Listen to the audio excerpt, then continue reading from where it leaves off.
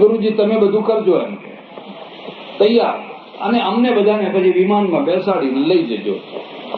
અને ગુરુ એવા નીકળ્યા. ગુરુ કહે કે કશો વાંધો નહીં બેટાઓ, તમે માણસ નથી થવાના, તમે ઘેટા થવાના છો. ઘેટા એટલે દર વર્ષે 2 વાર આવીને તમારું ઊન હું કાપી દઈશ,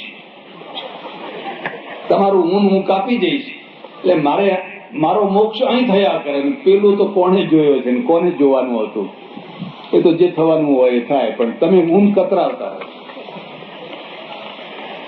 गुरु लोभी शिष्य लालची, दोनों खेले दाव, दोनों बूढ़े बापुड़े बैठ पत्थर की नाव. कबीर. दोनों बूढ़े बापुड़े बैठ पत्थर की नाव. એ જરા વાતને સમજો. આપણે હિન્દુઓ છે,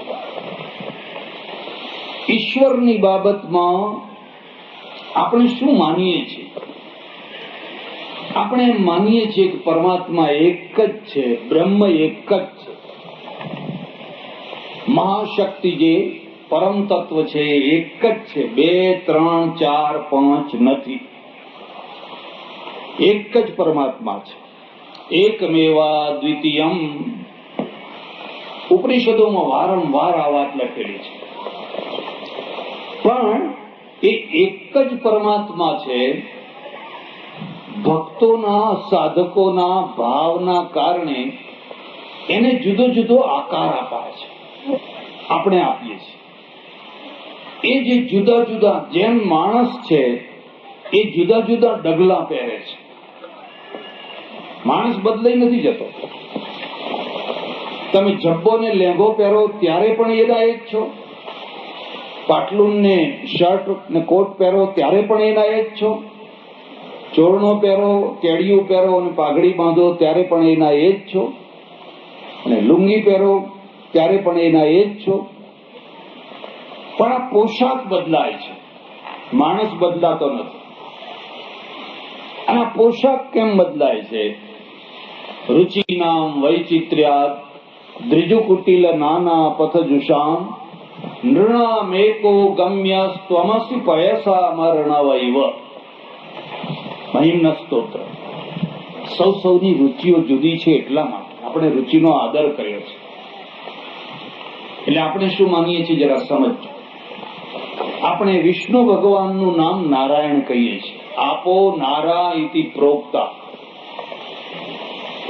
વિષ્ણુ ભગવાનનું નામ છે નારાયણ. કારણ કે નારા એટલે જળ. આપો નારા ઇતિ પ્રોક્તા. આપ એટલે જળ, નારા એટલે જળ. એટલે તમને જો ખબર હોય તો અમારે ચડોતર તરફ જળની અંદર એક બિલકુલ આખું જળ છવાઈ જાય એવા વેલા થાય છે, એને નારા કહે છે. જળનું નામ નારા છે. એ નારા જેનું અયન હોય, નારામાં જેનો વાસ હોય એનું નામ નારાયણ. આપણે એમ માનીએ છીએ કે ભગવાન જળમાં સૂતેલા છે. શેષશાહી, સમુદ્રશાહી, ક્ષીર સમુદ્રમાં. આ પૌરાણિક રૂપકો છે. ભગવાન જળમાં પોડ્યા છે અને લક્ષ્મીજી પગ દબાવે છે. લક્ષ્મીજી ગળું નથી દબાવતી હો. તમે અર્થ સમજ્યા? એટલે આ તો આજના લક્ષ્મીજીની વાત છે. આપો નારા ઇતિ પ્રોક્તા. હવે જળમાં કેમ સૂતા છે? એક તરફ આપણે એમ કહીએ છીએ કે ભાઈ ભગવાન તો સર્વવ્યાપક છે, અણુ અણુમાં, ક્ષણ કણમાં, કણ કણમાં એનો વાસ છે. ઈશ્વર સર્વભૂતાનામ હૃદય સૃજન તિષ્ઠતિ ભ્રામયન સર્વભૂતાની યંત્રારૂઢાની માયયા. અને બીજી તરફ કહીએ છીએ ભગવાન જળમાં પોઢેલા છે. શંકાઓ હોય તો સમાધાન થાય, અને શંકાઓ હોય જ નહીં તો સમાધાન થાય જ. એટલા માટે આપણે જળમાં પોઢેલા કહીએ છીએ કે જીવન જળમાં છે. જળમાંથી જીવન શરૂ થયું. અમીબા જળમાંથી થયો, મત્સ્યાવતાર જળમાંથી થયો. જ્યાં જળ છે ત્યાં જીવન છે. એટલે આ વૈજ્ઞાનિકો કહે છે કે ચંદ્રમાં જીવન નથી, ફલાણામાં જીવન નથી, ફલાણામાં, કેમ કે જળ નથી, જળ વિના જીવન હોય જ. પેલો જે વિષ્ણુ છે એ નારાયણના સ્વરૂપમાં જળમાં પોઢેલા છે. પણ એ નારાયણ જયારે મંદિર સુધી પહોંચે ત્યારે મંદિર સુધી આવતા આવતા આવતા આવતા આવતા એના કેટલાય અંગરખા બદલાઈ જાય, કેટલાય નવા નવા અંગરખા થઈ જાય. મંદિર સુધી આવતા આવતા એક અંગરખું એનું લક્ષ્મી નારાયણ નું થાય કે આ તો લક્ષ્મી નારાયણ છે. બીજું અંગરખું એનું થાય કે આ તો સૂર્ય નારાયણ છે. ત્રીજું અંગરખું થાય કે આ તો સત્યનારાયણ છે. ચોથું અંગરખું થાય કે આ તો સ્વામિનારાયણ છે. હવે નારાયણના આગળ વિશેષણ લગાવો અને એના અંગરખા બદલાય. નારાયણ નથી બદલાતો, આ ભ્રમ નીકળી જવો છે. અંગરખું બદલાય છે. જે લક્ષ્મી નારાયણ છે એ જ સત્યનારાયણ છે, એ જ સૂર્યનારાયણ છે, એ જ બ્રહ્મનારાયણ છે, એ જ રામનારાયણ છે. નારાયણ નથી બદલાતો, એનું અંગરખું બદલાય છે. આવું કેમ? એક વાર જો તમારા મગજમાં આ વાત ઉતરી જાય તો બધા નારાયણમાં એક જ નારાયણના દર્શન થાય. તો પછી કઈ નહીં આ ભગવાન મારો ન હોય એમ કે, હા અમારા નહીં એમ કે, અહીં માથું નહીં નમાવીએ. આ અજ્ઞાન છે. બધા એક જ નારાયણ છે. અંગરખા કેમ બદલાય છે એના પણ કારણ છે. કારણ કે પરમેશ્વર છે એ હીરાની માફક એના જુદા જુદા પાસા છે. જેમ હીરાને પહેલ પાડવામાં આવે અને એક એક પહેલથી તમે જુદી જુદી દ્રષ્ટિએ હીરાને જુઓ, એમ પરમેશ્વર ને ભાગવતમાં જઈને તમે જુઓ તો એ ભાગવતનો જે નારાયણ છે ને એ પ્રેમ નારાયણ છે. પ્રેમ નારાયણ છે, એ કૃષ્ણ છે. આખી જિંદગી પ્રેમ જ પ્રેમ કર્યો છે, બચપણથી માંડીને.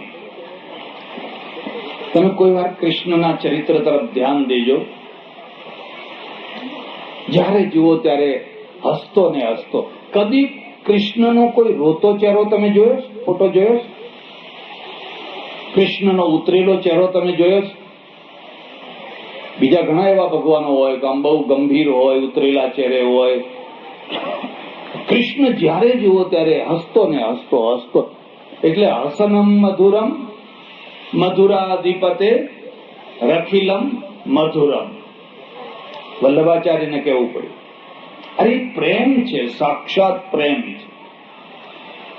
તમે એમ ના સમજતા કે ગોપીઓની સાથે રાસ રમતા હતા માટે પ્રેમ છે. એ તો ગોવાળિયાઓની સાથે રમતા હતા. અને ગોપીઓની સાથે રાસ રમવાથી જો કૃષ્ણ થવાતું હોય તો રમી જુઓ ને ખબર પડે શું દશા થાય. ઘરમાં કોઈ પેસવા દે છે કે શું થાય? ગામમાં કોઈ પેસવા દે છે કે શું થાય છે? અરે એનો આધ્યાત્મિક અર્થ છે, એટલે લૌકિક અર્થ નથી. અને એ ભાગવતકારને લખવું પડ્યું છે કે મેં જ્ઞાન નારાયણની ઘણી ઉપાસના કરી, હવે હું પ્રેમ નારાયણની ઉપાસના કરું છું. એટલે ભાગવત ની રચના કરવી પડે. અને એટલા માટે હવે પ્રેમને માધ્યમ જોઈએ. મારો પતિ પત્નીમાં પ્રેમ છે, લો પ્રેમ છે, શું કથા કહેશો?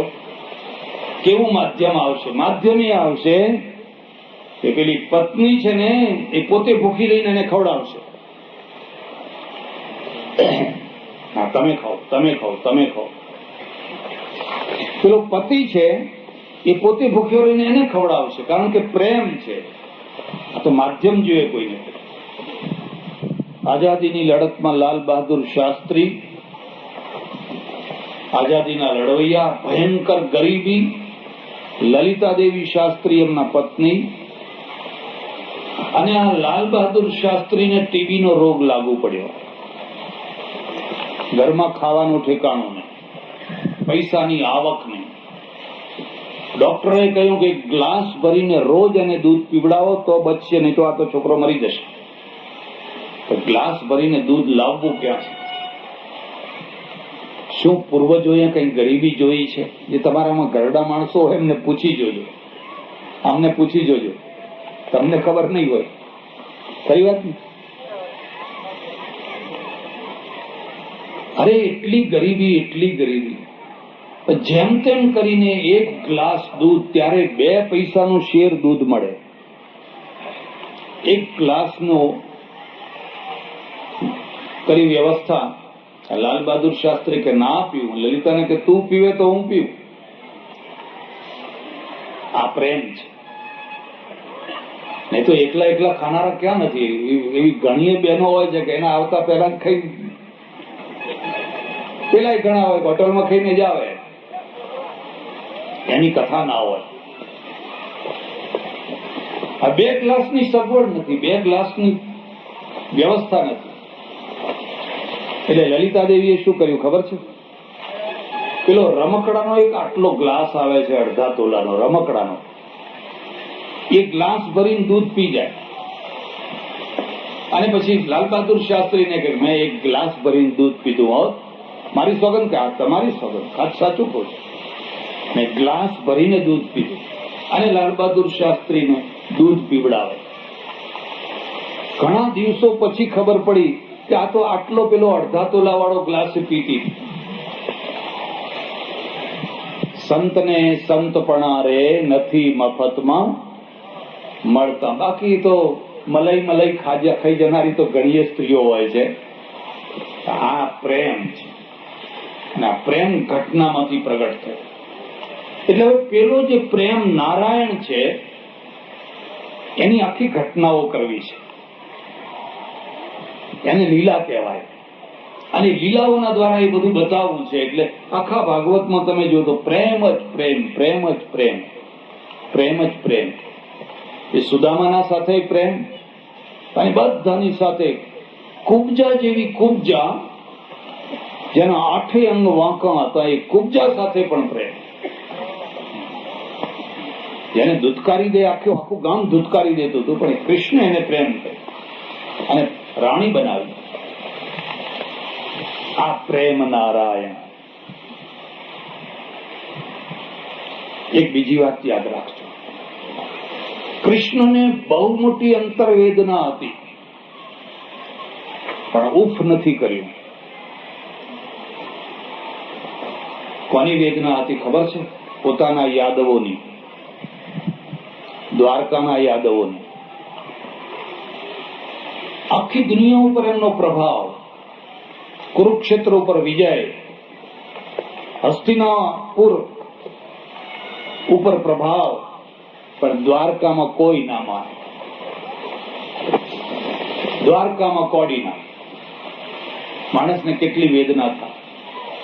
આખા સમાજ ઉપર તમારી અસર હોય, આખા કચ્છ જિલ્લામાં તમારો ડંકો વાગતો હોય, પણ તમારા ગામમાં તમે કોડી ના હો, તમારા ગામમાં કોઈ એની અસર જ ના હોય, તો તમને કેટલી વેદના થાય. કૃષ્ણની આ જ દશા હતી.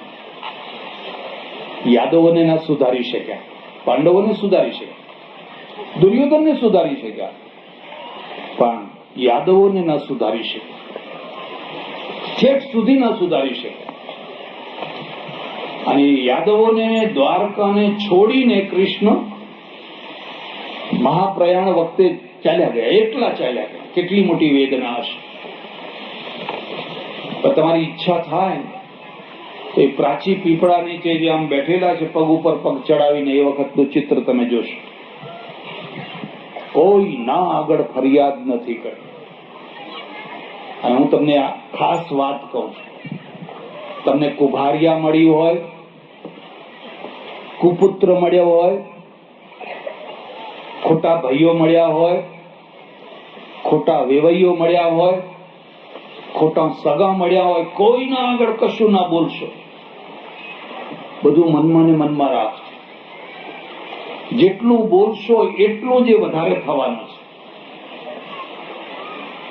કોઈ ના આગળ કશું ના બોલશે. હવે જે છોકરો મળ્યો એ મળ્યો, જે પત્ની મળવાની હતી એ મળી, જે પતિ મળવાનો હતો એ મળ્યો. કોઈ ના આગળ જઈને કશું ના બોલશે.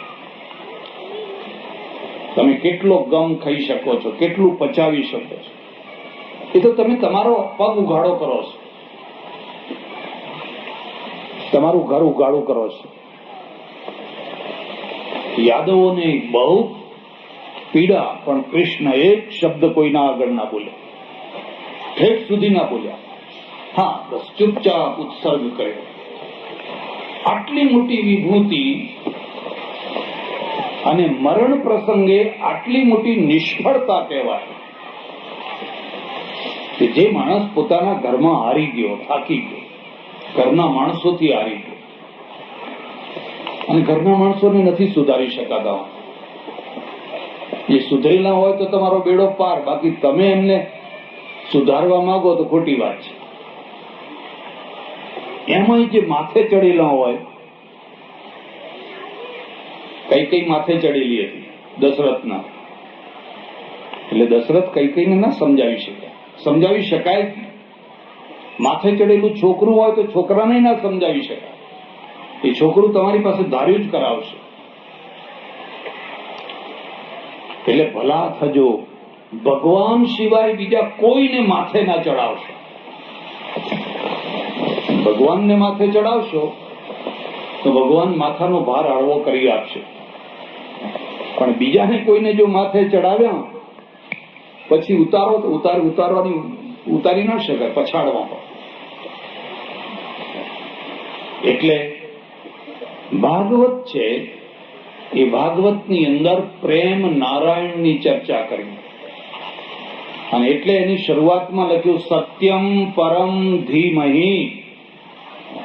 તમે જોજો, પહેલા શ્લોકમાં જે વંદના કરી છે એમાં લખ્યું છે કે એ જે પરમ સત્ય છે એનું અમે ધ્યાન કરીએ છીએ. પણ એ સત્યને અમારે હવે પ્રેમના વાઘા પહેરાવા છે, પ્રેમના ડગલા પહેરાવા છે.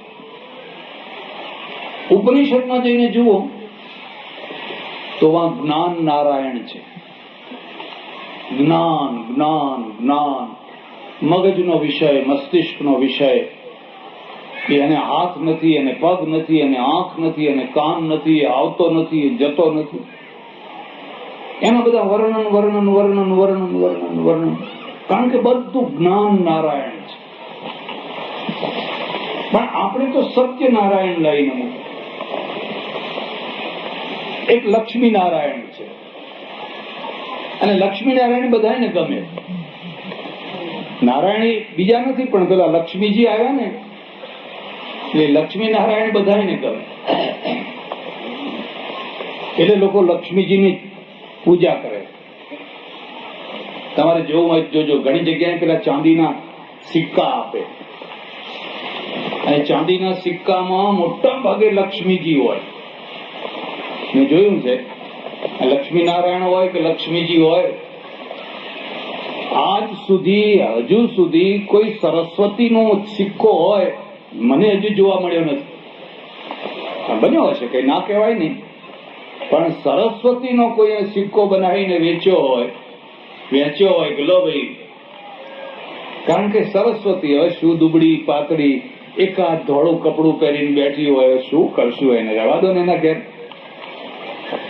આપણે તો હૃષ્ટપુષ્ટ હોય ને લક્ષ્મીજી, બસ. અને એટલે લક્ષ્મી નારાયણ હોય તો એના મંદિરની વ્યવસ્થા તમે જોજો. અમારા મહાદેવજી હોય એની વ્યવસ્થા જોજો. મહાદેવનું મંદિર હોય, સવારે પૂજારી ઉઘાડે, ટોકરો ખકડાવે, કરે, અને એક લોટો જળ ચડાવે, મહાદેવજી નવડાવી નાખે, થોડીક ભસ્મ લગાવે, એકાદ બે બીલીના પોદડા ચડાવે, બસ પતી ગયું. નહીં બાળ ભોગ, નહીં રાજભોગ, નહીં જરિયન જામા, નહીં માળાઓ, કે નહીં પાનના બીડા, કે નહીં ફલાણો, કશું જ નહીં. મહાદેવજી વૈરાગ. હવે લક્ષ્મીનારાયણને આવું ના ચાલે. લક્ષ્મીનારાયણ હોય ને સવારથી જ બધું ચાલુ થઈ જાય.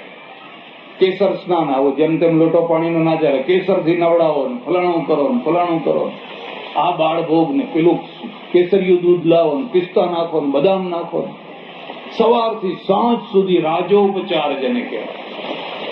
જોકે અંતે તો બધું પૂજારી જ ખાતા હોય છે, પૂજારીના ભાઈબંધો બધા જે હોય તે. ભગવાન તો કઈ નથી, પણ ભગવાનને આ રીતે આખું બનાવી દીધું. એક સત્યનારાયણ છે, અને સત્યનારાયણ સૌથી કસોટીનો દેવ છે. કેમ કસોટીનો દેવ છે? કારણ કે સત્ય એ જ કસોટી છે.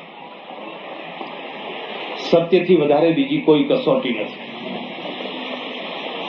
આટલા બધા માણસોમાંથી કોઈને એમ પૂછવામાં આવે કે જિંદગીમાં તમે કદી અસત્ય બોલ્યા છો? તો તમારી વાત જવા દો, હું પોતે પણ હાથ ઊંચો ન કરી શકું. તમે તો સંસારી માણસ છો, પણ હું પોતે પણ એવું ના કહી શકું કે હું કદી અસત્ય બોલ્યો નથી, એવી પ્રતિજ્ઞા હું પણ ના કરી શકું.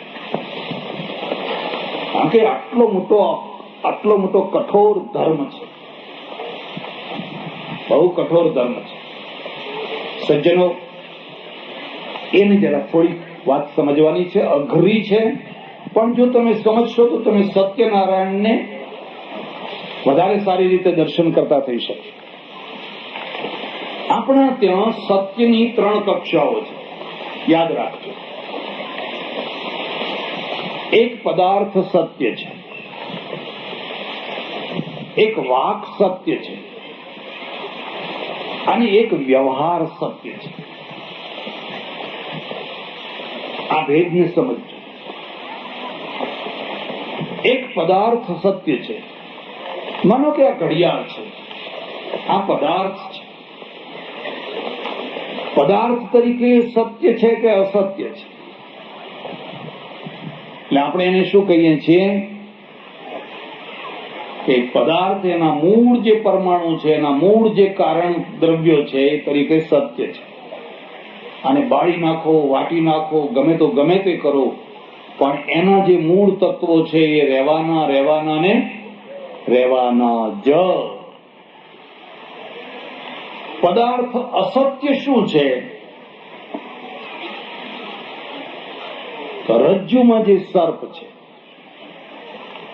ઝાંઝવાના જળ છે. તમને રણમાં જળ દેખાય છે, પણ એ જે જળ દેખાય છે એ પદાર્થ અસત્ય, પદાર્થ જ નથી. પેલું સરોવરનું જળ અસત્ય નથી, સરોવરનું જળ સત્ય છે, પદાર્થ સત્ય છે. પણ જે મૃગજળ છે, ઝાંઝવાના જે જળ છે, એ ઝાંઝવાના જળ તો પદાર્થ તરીકે પણ અસત્ય છે.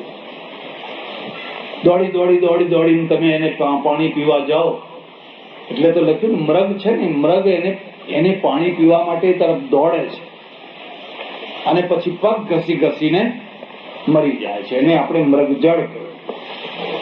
બસ બિલકુલ આ જ દશા આપણી પણ છે. જ્યાં સુખ નથી, પણ સુખના જળ દેખાય છે, સુખના ઢગલા દેખાય છે, ત્યાં જીવ દોડે છે. અને જેમ દોડે છે એમ જળ આગળ જતું જાય છે, અને પછી પગ ઘસીને જીભ કાઢીને મરી જાય છે. આ માણસ જળના પાછળ ના દોડ્યો, મૃગજળની પાછળ દોડ્યો. જળની પાછળ દોડવું એ કોઈ પાપ નથી. જેને તરસ લાગી હોય અને જળની પાછળ દોડે તો દોડે, બરાબર છે. પણ મૃગજળની પાછળ દોડવું એ પાપ છે. અરે ત્યાં કશું નથી, ત્યાં કંઈ જ નથી. આપણે એને ઝાંઝવાના જળ કહીએ છીએ, મૃગજળ કહીએ છીએ, સ્વપ્નના પદાર્થો કહીએ છીએ, રજ્જુમાં સર્પ કહીએ છીએ. એટલે યાદ રાખજો, એક પદાર્થ સત્ય છે. પદાર્થ સત્ય તરીકે આ પદાર્થ સત્ય ખરો, પણ એના મૂળ રૂપમાં, આ વર્તમાન રૂપમાં નહીં. આ રૂપ કાયમ રહેવાનું નથી. 2 વર્ષ, 5 વર્ષ, 10 વર્ષ, કેટલો ચાલીને કેટલો ચાલશે? પછી આનું નામ નિશાન નહીં હોય. આ ફૂલ છે, કોઈ બગીચામાં ખીલેલા ફૂલ છે, કેટલા સુંદર છે, એની માળા બનાવી, એમાંથી સુગંધ આવે છે. પણ 2 દિવસ, 3 દિવસ, 4 દિવસ પછી જોજો માટીમાં માટી, માટી સિવાય કઈ નહીં. ક્યાં ગયા એ ફૂલ? આ માણસો એ ફૂલ છે. આવડા આવડા નાના નાના બાળકો હતા, એટલા રૂપાળા હતા, એટલા સરસ હતા, એટલા વાલા લાગતા હતા. પછી ખબર નહીં ક્યાંય માટીમાં માટી થઈ ગયા. સ્મશાનમાં જજો, કોઈ મરી જાય ત્યારે નહીં, ત્યારે તો જવાનું જ, પણ કોઈ ના મર્યું હોય ને ત્યારે જઈને જોજો ને સ્મશાનની રાખને ઊંચી નીચી કરજો અને એમાં ખોળજો કે આ બધા ક્યાં ગયા? આ ગામના કેટલા લોકો અહીંયા કોઈ દેખાતા નથી. એક એક વેચ જમીન માટે જે ધારીઓ લઈને ફરતા હતા, જે સુપ્રીમ કોર્ટ સુધી લડવા તૈયાર થયા હતા, જે મોટી મોટી મૂછો વાળા હતા અને પડકારા ફેંકતા હતા, ક્યાં ગયા બધા? કોઈ દેખાતા નથી. કારણ કે પદાર્થ ક્ષણભંગુર છે, નાશવાન છે, પરપોટો છે પાણીનો, નથી એમ નહીં, પણ ક્યારે ફૂટી જાય એની કોઈ ગેરંટી આપી શકાય?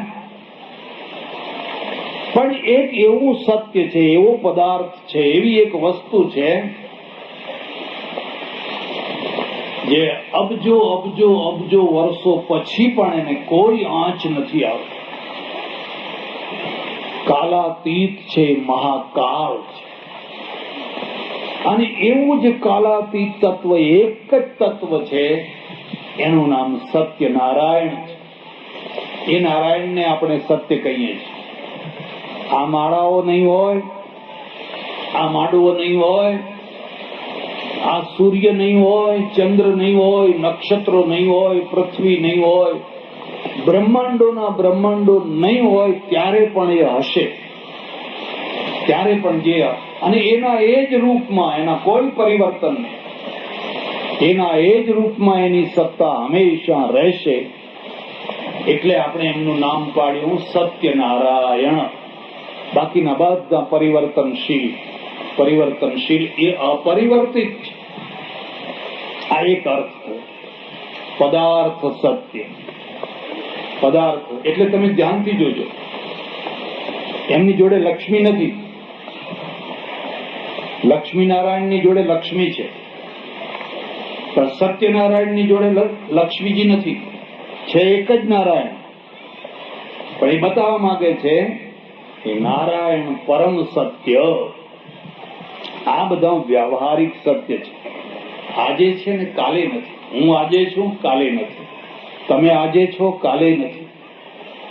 આ ગામ, આ મંડપ, આ બંગલા, આ તમારી ગાડીઓ, આ વૈભવ આજે છે ને કાલે નથી.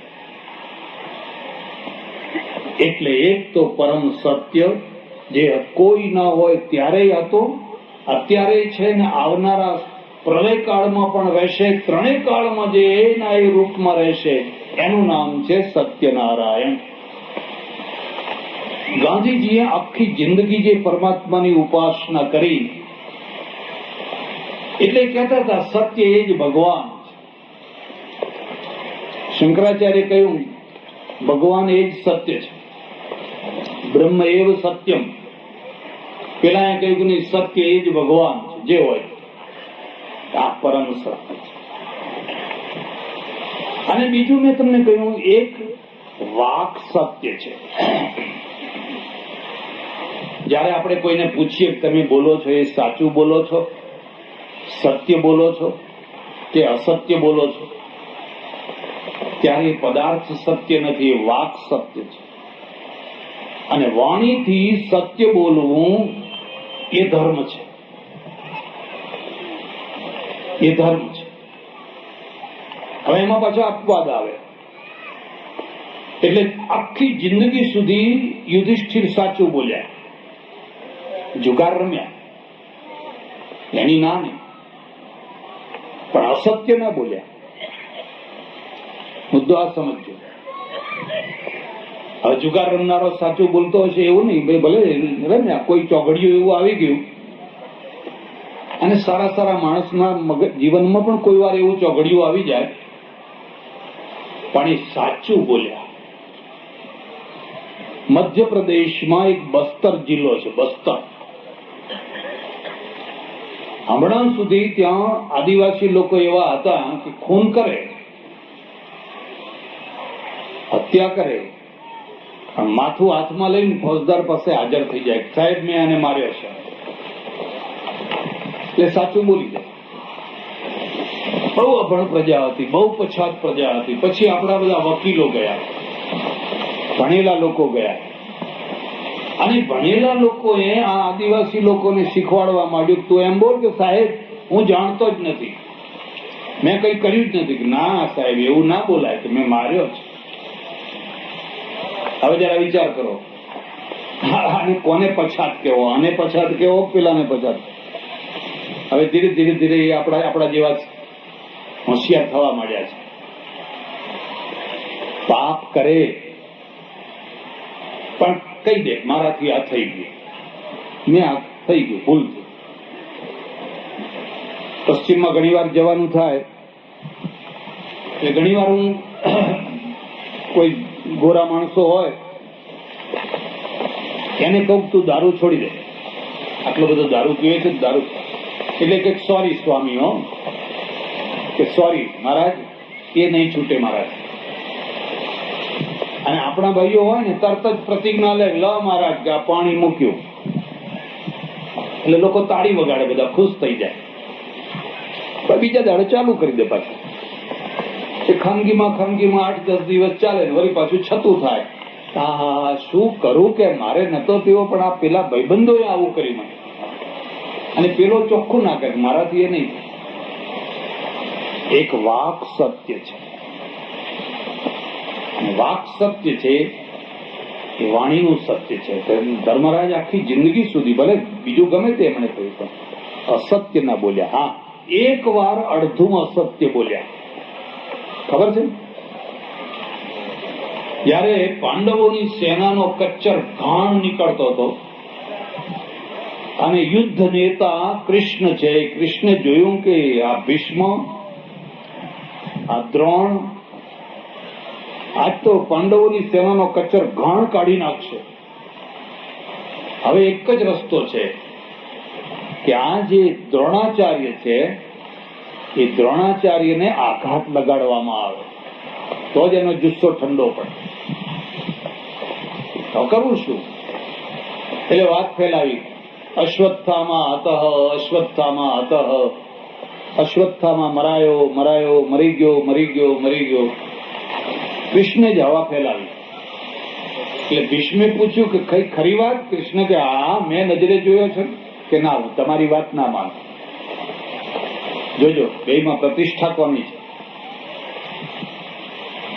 કૃષ્ણને કહે તમારી વાત હું ના માનું, હું જાણું છું તમે પોલિટિશિયન છો, હું તો એક જ માણસની વાત માનું ને ધર્મરાજ આવીને કે તો જ માનું. એટલે ધર્મરાજ પાસે ગયા. ધર્મરાજ કે ના, હું ના બોલું એવું, બધું હું એવું ના બોલું. ના, નહીં બોલો તો મરી જશે આ બધી સેના. અત્યારે વિજય એ જ આપણો ધર્મ છે. કે ના, હું મારું નિયમ નહીં તોડું. છેવટે આના કરતા એવું થયું કે ભાઈ અશ્વત્થામા નામનો હાથી છે, એ ભીમે હાથીને માર્યો અને યુધિષ્ઠિરને બતાવ્યું જો આ અશ્વત્થામા નામનો હાથી છે, મર્યો કે નહીં? કા તો તમે એમ કહેજો કે અશ્વત્થામા હતા નરોવા કુંજરોવા. હા, એવું કહીશ, ચાલો. એમ કૃષ્ણ લઈ આવ્યા, યુધિષ્ઠિરને સમજાય યુદ્ધ જીતવું હોય તો આ બધું આવડવું જોઈએ. એકલા ધર્મરાજથી યુદ્ધ ના જીતાય, કૃષ્ણથી યુદ્ધ જીતાય.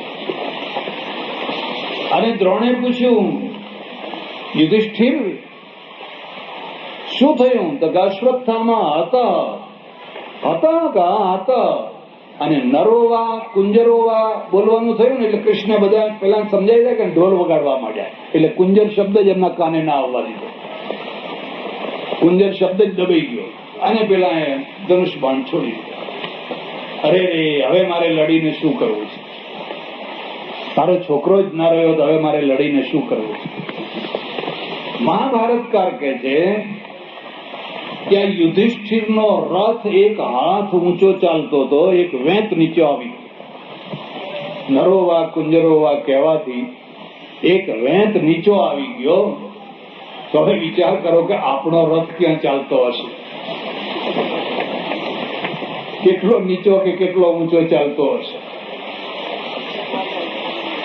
ગાંધીજી આખી જિંદગી રાજકારણમાં રહ્યા, પોલિટિશિયન હતા. અંગ્રેજો ડરતા એમના, કહેતા કહું પેલા ગાંધી સાથે વાત કરતા બહુ વિચાર કરજો, અને છતાં કદી જુઠ્ઠું ના બોલે. પત્રકાર હોય કે ગમે તે કોઈ વાત છુપાવવાની નહીં, કદી જુઠ્ઠું નહીં બોલવાનું. તો કેટલી મોટી આરાધના હશે, કેટલી મોટી સાધના હશે. આ વાણીનું સત્ય છે. અમારે ત્યાં ધર્મમાં, શાસ્ત્રમાં એનો અપવાદ મૂક્યો છે. અપવાદ એવી રીતે મૂક્યો છે કે સત્ય પણ અધર્મ થઈ જાય અને અસત્ય પણ ધર્મ થઈ જાય. મહાભારતમાં એના ઉદાહરણ છે. એક ઋષિ, એક મુનિ બેઠા તપ કરી રહ્યા છે, અને 1000 ગાયોનું ટોળું હા હા હા હા કરતું દોડતું નીકળ્યું. પાછળ કસાઈઓ પડેલા છે. હવે આગળ 2 રસ્તા છે, અને એ ટોળું બધું આ રસ્તે, જમણા હાથવાળા રસ્તે નીકળી ગયું. થોડીક વાર થઈને કસાઈઓ આવ્યા. એને કહ્યું, મહારાજ અહીંથી ગાયો નીકળી હતી? તો કે હા નીકળી હતી. ક્યાં ગઈ? હવે જો એ કે આ જમણા હાથના રસ્તે ગઈ તો એ ગાયોને મારી નાખે. એટલે લખવું પડ્યું, સત્યમ ન સત્યમ ખલુ યત્ર હિંસા. જ્યાં કોઈનું મોત થતું હોય, કોઈ નિર્દોષ માણસ માર્યો જતો હોય, તમે ઉતાવળિયા થઈને ગમે તેવું સાચું બોલવા નીકળી પડો તો તમે સત્યને સમજી નથી શક્યા. હવે મુનિ એમ કે ડાબા હાથે ગાયો ગઈ તો એ અસત્ય બોલે છે, અને કશું ના બોલીને ચૂપ રહે તો પેલા ચૂપ ના રહેવા દે. પેલા તો કસાઈઓ છે ને ચૂપ ના રહેવા દે. એટલે ઋષિ મનમાં વિચાર કરે છે કે મારે વ્રત ભંગ થવું પડે તો ભલે થવું પડે, હું પ્રાયશ્ચિત કરી લઈશ. ઋષિ કહે છે કે ડાબા હાથે ગાયો ગઈ, અને બધા કસાઈઓ ડાબા હાથે દોડે છે. મહાભારતકાર એના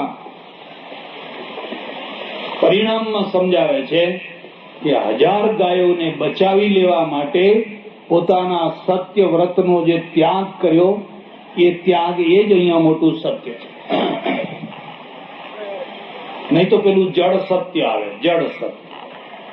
કોઈની દીકરીનું જીવન બરબાદ થતું હોય, કોઈના સંસારમાં આગ લાગતી હોય, તો સત્યને પણ અસત્ય રીતે કહો તો એ પાપ ના કહેવાય, એ દોષ ના કહેવાય.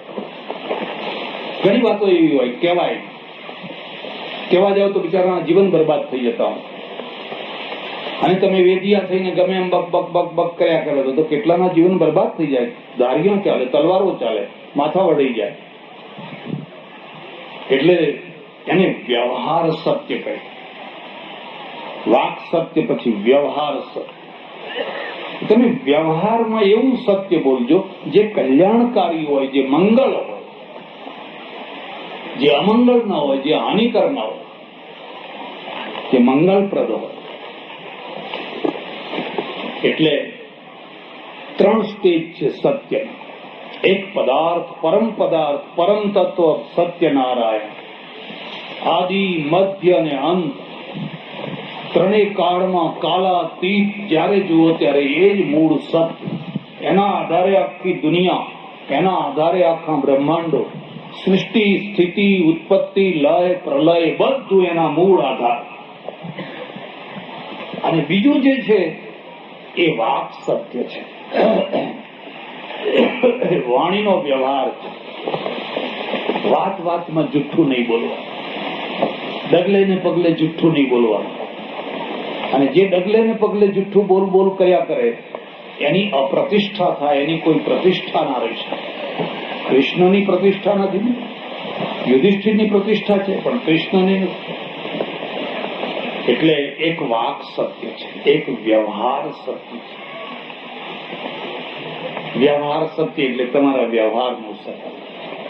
તમે સોદો કર્યો, તમે ભાવ નક્કી કર્યા, લેવડ દેવડ નક્કી કરી, દીકરીનો રૂપિયો આપ્યો, દીકરાની લેવડ દેવડ નક્કી કરી, આ બધું વ્યવહાર સત્ય.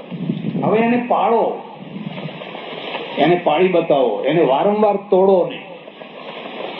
અભી બોલ્યા અને અભી હો, એની પ્રતિષ્ઠા ના થાય, એની કોઈ દિવસ પ્રતિષ્ઠા ના થઈ શકે. એટલે સજ્જનો, સત્યનારાયણ ભગવાન જે છે એ સત્યનારાયણ ભગવાનના મૂળ ભાવનો ભાવ એ છે કે નારાયણ તો એના એ જ છે. જે લક્ષ્મી નારાયણ છે એ જ સત્યનારાયણ છે. અમારે સંન્યાસીઓના માટે શું જ ખબર છે? અમે એકલા નારાયણની ઉપાસના કરીએ. અમે બે સંન્યાસીઓ ભેગા થઈએ ને તો ઓમ નમો નારાયણાય, નારાયણને નમસ્કાર. કોઈ પગે લાગે તો કે નારાયણ નારાયણ નારાયણ. નારદજીએ નારાયણ નારાયણ જ બોલે છે. વિશેષણ મૂકો તો ઝઘડા શરૂ થાય. વિશેષના નહીં, વિશેષણના. કોઈએ કહ્યું કે સ્વામિનારાયણ. હવે જરા પૂછો તો ખરા, ભાઈ સ્વામિનારાયણ કેમ? કારણ કે જે નારાયણ સ્વામીનો વેશ ધરીને આવ્યા માટે સ્વામિનારાયણ. લક્ષ્મીજીને લઈને આવ્યા એટલે લક્ષ્મીનારાયણ. સત્યને લઈને આવ્યા એટલે સત્યનારાયણ. અને સ્વામીનો વેશ ધર્યો, સ્વામી થયા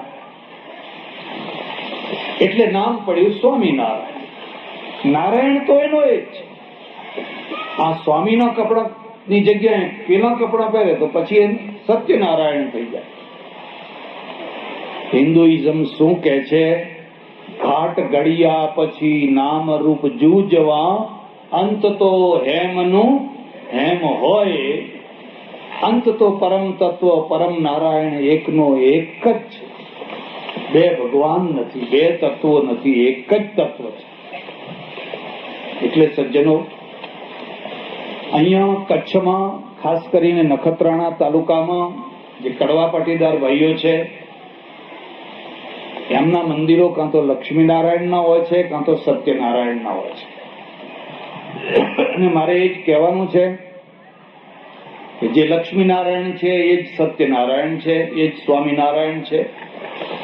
ભેદ ના કરો, અભેદ કરો, એકતા કરો, વિભાજન ન કરો. વિભાજનમાં દુર્બળતા છે અને એકતામાં પ્રબળતા છે. જેટલા એક થશો એટલા મજબૂત થશો અને મનની ગ્રંથિઓ નીકળી જશે, અસ્પષ્ટતા નીકળી જશે. આ અસ્પષ્ટતા દૂર થઈ નહીં કે બધે તમને એ જ નારાયણ, એક જ નારાયણ તમને દેખાય. એમાં આ તમારું ગામ કયું ગામ? ગડાણી. ગડાણી ગામમાં હું હમણાં કે બીજી વાર આવ્યો અને ગડાણી ગામ ના લોકો આખા ભારતમાં વિખરાયેલા. નખત્રાણા તાલુકો તો આખા ભારતમાં, આખા વિશ્વમાં ફેલાઈ ગયેલો છે. કચ્છનો કડવો પાટીદાર નખત્રાણામાંથી નીકળ્યો બહાર. એને ઘણા દુઃખો ભોગવ્યા, ઘણા કષ્ટો ભોગવ્યા, ઘણો પરસેવો પાડ્યો, ઘણી મહેનત કરી. એની દાનત ચોખ્ખી, એની દાનત ખરાબ નહીં. પણ આખી દુનિયામાં એ ફર્યો અને જ્યાં ગયો ત્યાં એને પોતાનો પગ જમાયો. કાળી મજૂરી, પેલા કરવતીની કાળી મજૂરી. અને કાળી મજૂરીમાંથી આજે તમે એવી કક્ષાએ પહોંચ્યા કે તમારા બંગલા થયા, ગાડીઓ થઈ, એસ્ટેટ થયા, તમે ઉદ્યોગપતિઓ થયા. હવે બીજી ત્રીજી પેઢી ભણી ગણીને કુશળ થઈને આગળ આવી. હું જે વારંવાર આવું છું ને મને જે ગમે છે એ બે ત્રણ વાતો ગમે છે. એક તો આટલો પૈસો આવ્યા પછી પણ તમે છલકાઈ નથી ગયા. નહીં તો પૈસો આવ્યા પછી માણસ છલકાવા લાગે. છીછરો થવા લાગે, ઉછાંછળો થવા લાગે, તોછડો થવા લાગે, ગમે તેનો અપમાન કરે, ગમે તેનો તિરસ્કાર કરે. પણ હું જોઉં છું કે જુવાન વર્ગ હોય કે વૃદ્ધ વર્ગ હોય, બધા હળીમળીને એકબીજાનું માન રાખીને, પ્રેમ રાખીને આ જયંતિ ઉજવતા હોય કે બીજો ઉત્સવ ઉજવતા હોય, વૃદ્ધોનું પણ એટલું માન, યુવાનોનું પણ એટલું માન, બહેનોનું પણ એટલું માન, આ બહેનોની પણ એટલી જ મર્યાદા. આખા ભારતમાંથી ભેગા થાય પોતાના વતનમાં. વતન વતન વતન વતન, ગડાણી જવું છે, ગડાણી જવું છે, ગડાણી જવું છે. એ મકાનને ભલે 12 મહિના તાળું મારેલું હોય, પણ 5-10 દિવસ માટે તાળું ખુલી જાય. 5-10 દિવસ માટે લોકો એમાં રહેતા, રસોઈ બને, બધા જમે, આખું ગામ જમે, જમાડે, મારા તરફથી, મારા તરફથી, મારા તરફથી. એકબીજાને હોશ જાગે, ભાવના જાગે. મારો ભાઈ, મારો સમાજ, મારી જ્ઞાતિ, હું જમાડું, 2 પૈસા કમાયો. એટલે આ તમારો જે સદગુણ છે, એ સદગુણ મને ખેંચી લાવે છે. એક વાત. બીજી વાત, આજે આખી દુનિયા જેની પાસે પણ 2 પૈસો થયો છે, તરત જ વ્યસનમાં ડૂબી જાય છે. તમે એનાથી બચેલા છો. હશે, થોડુંક હશે, એકદમ નહીં હોય એવું નથી કહેતો, પણ તે છતાં બાકીની દુનિયા કરતા તમે ઘણું બચ્યા છો. અને ઘણું બચ્યા છો એટલે તમે સારા થયા છો. બાકી આજે ઘણા લોકો છે કે સાંજે ચિક્કાર થઈને પડ્યા હોય, બેભાન થઈને પડ્યા હોય, અને ઘરની સ્ત્રીઓને જોડતા હોય, છોકરાઓ અસંસ્કારી, ભણવાનું ઠેકાણું નહીં, દેવાદાર હોય, કરજદાર હોય, ડાચા ઉતરી ગયેલા હોય, ઉપરનું નરક નીચે બોલાવી